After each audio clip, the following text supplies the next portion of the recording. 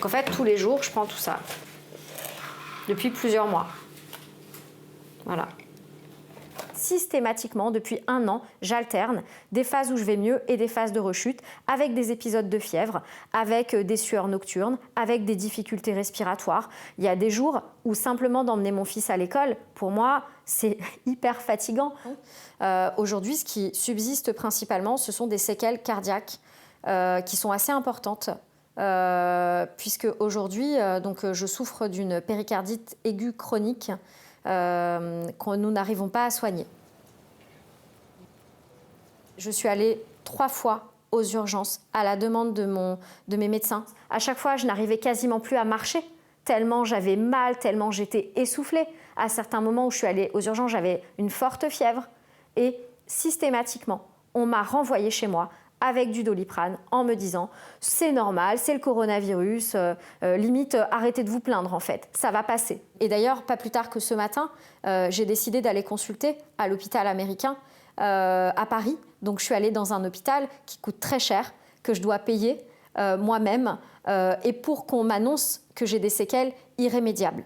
À cause des personnes qui m'ont reçue précédemment et qui n'ont pas pris au sérieux mes symptômes, je vais le payer en fait pour le reste de ma vie. Donc là, je vais me mettre sur la page d'Après J20, l'association Covid long, ici.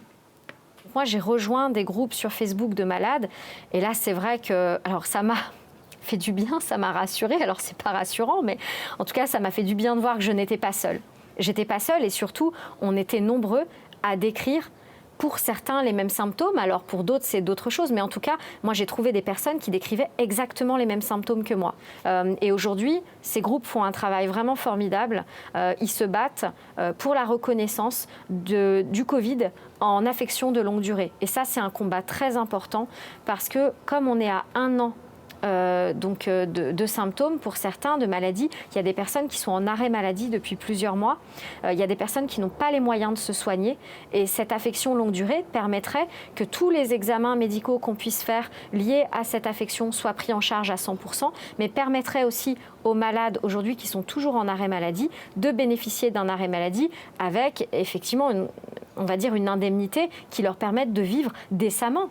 Vous avez quand même des personnes qui ont basculé dans la précarité à cause de cette maladie. Il y a des personnes aujourd'hui qui n'ont pas d'argent. Ils se retrouvent avec un demi-salaire. Ils ne peuvent plus payer leur loyer, ils ne peuvent plus remplir leur frigo. On en est là. On est en train de créer une génération de personnes sacrifiées à cause du coronavirus. Et tous ces malades de Covid long, on en fait quoi aujourd'hui? On fait quoi de ces gens? Aujourd'hui, on va traiter, et c'est tout à fait normal, les personnes qui sont à l'hôpital, mais il ne faut pas oublier les personnes qu'on a laissées chez eux et qui aujourd'hui sont malades depuis plusieurs mois et qui ne vont pas mieux.